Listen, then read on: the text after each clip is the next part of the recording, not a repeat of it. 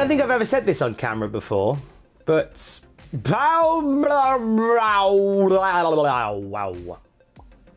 here's some wrestling news. An NXT star debuts in Impact Wrestling. Meanwhile, a WWE Hall of Famer is taking Impact Wrestling to court. And Vince McMahon gives us an XFL update. We'll get to that in a little bit. So the 30-day no-compete is up for stars from NXT that were released in the layoffs last month. And we have already seen a move for one of those, that being the virtuosa Dianna Peraza, making her Impact Wrestling debut last night in a 60-second video that pretty much told everything you need to know about the intentions of the virtuosa in Impact. Peraza tweeted afterwards saying, "I'll see you soon, Impact Wrestling, #virtuosa."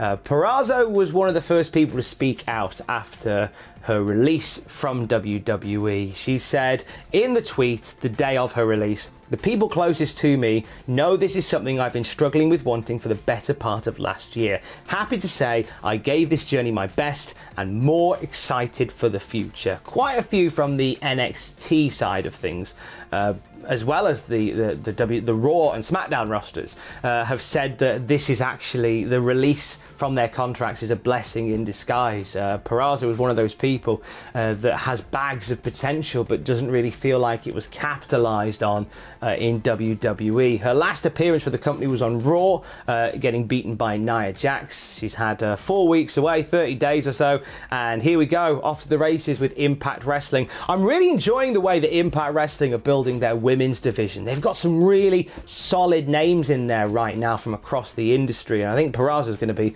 a really great addition to that roster. Staying with Impact Wrestling, something slightly less joyous than a debut. How about a court case? Jeff Jarrett, the founder, the owner of Global Force Entertainment, is taking the owners of Impact Wrestling, that being Anthem Sports Entertainment, to court next month. So this is a case that has rattled on for a couple of years. It was hopeful that something could be settled out of court, but that is not happening. So you may have heard some of this reported over the last year or so, but the update is it's going in front of a judge now. So if you're not sure what the crack is here, let me give you the cliff notes of the Impact GFW debacle. So Global Force Wrestling is a company that was founded by Jeff Jarrett. It was hoped to kind of be a more casual version of the NWA, whereby they would have like a hold in wrestling companies all around the world. Not long after they launched, they started partnerships with AAA and New Japan. They actually produced Wrestle Kingdom 9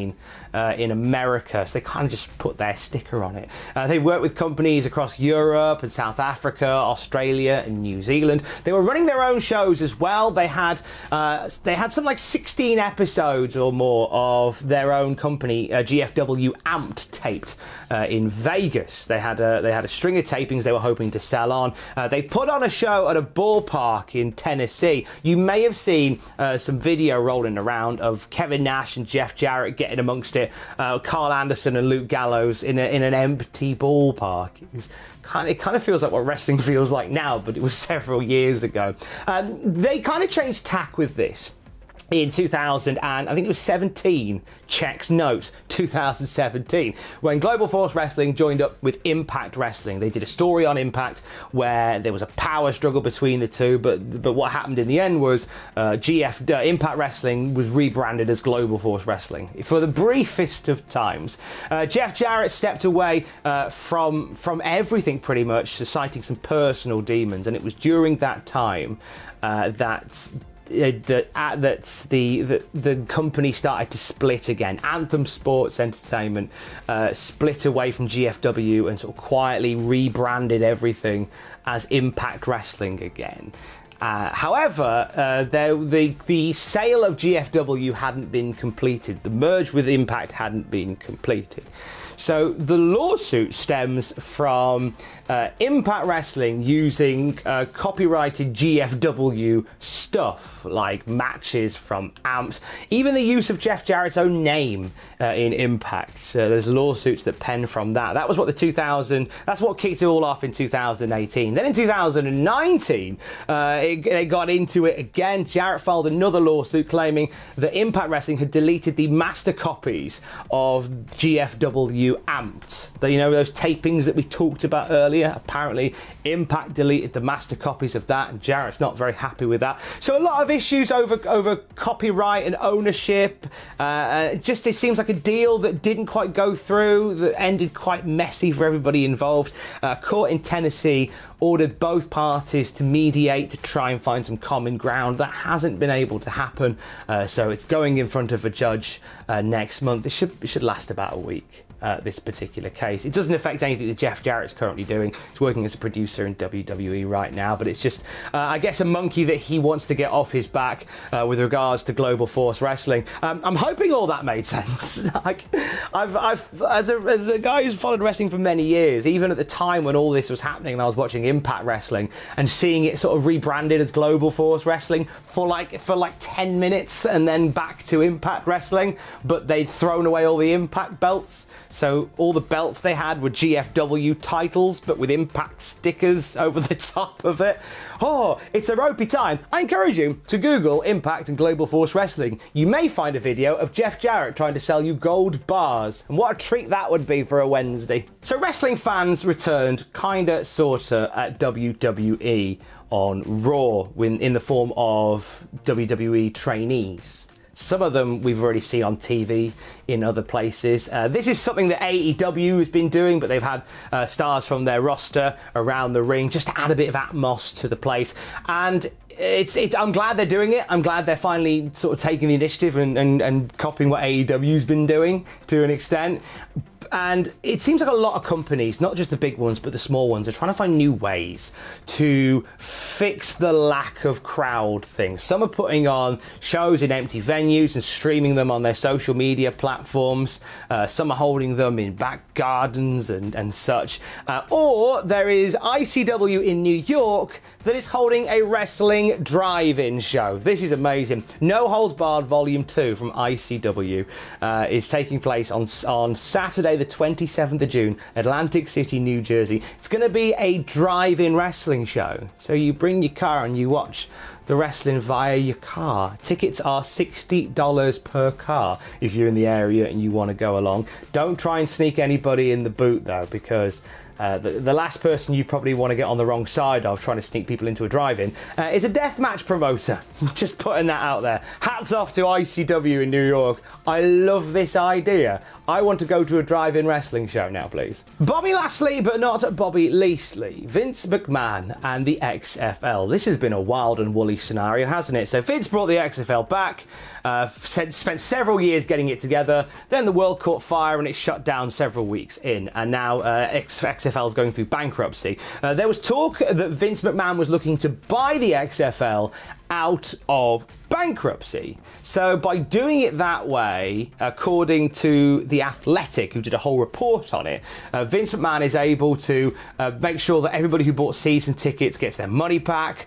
So it kind of keeps good faith with fans who could return, and it kind of means it sort of rubs everything clean and starts all over again. However, this is not the case. To give you an update on this, in a filing on Tuesday in the US bankruptcy court, Vince McMahon said he will not be a bidder to reclaim his football property. To use the wording that Vince McMahon used, he said any notion that he would do so is inflammatory rhetoric and unsubstantiated accusations. He's very much pointing out that he is not going to be buying the product back. He put $200 million into the XFL.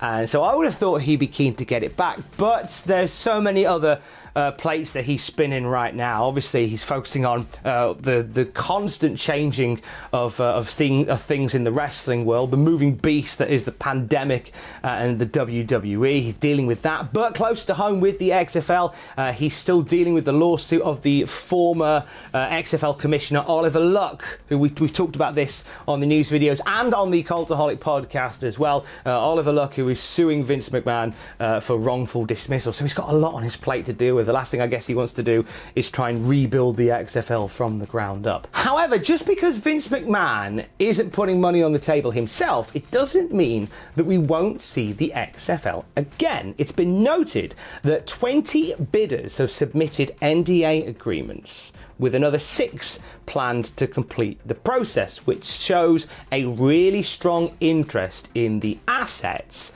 of XFL. So it could potentially mean somebody else could come along, buy the XFL, or buy assets of it, launch their own football league next time. Somebody with a lot of money. Tony Khan could do it out of spite. Actually, it could be Tony Khan. Might explain why Adam Pachiti's been in a lot of meetings lately. The Cultaholic Football League. Where's my football? I'll leave that with you. That's your news for today. Later on today, on the Cultaholic Twitch stream, we return to the TEW stream that we were doing last night. Total Extreme Wrestling is out now. It's a wrestling simulator that we had some fun with last night. It's basically Football Manager for professional wrestling. So if that's your cup of tea, you can come and join me on that a little bit later on. Be nice to have you there. Brand new episode of Desert Island Graps on the Cultaholic podcast feed later today as well. British wrestling legend Rampage Brown is going to be talking to me later on today about his time in WWE developmental and loads of other stuff as well. You may be familiar with the work of Rampage Brown as a British wrestler. I can't wait for you to hear his story. He's incredible. That's on the podcast feed a little bit later on. I'm off. Jack's got some news in a bit as well, so look out for Jack to be in the hot seat later on. Have yourself a great day. I'll see you in a bit. Love you, bye. Hang on. Hello? Vince, how you doing? Yeah. Yes. Yeah, I mean, I don't want to buy the whole thing. I mean, I'd quite like to buy maybe a couple of the novelty balls. Maybe one of the teams. Maybe. Oh, hang on. I haven't turned this camera off. Sorry. Hang on. I'll call you back.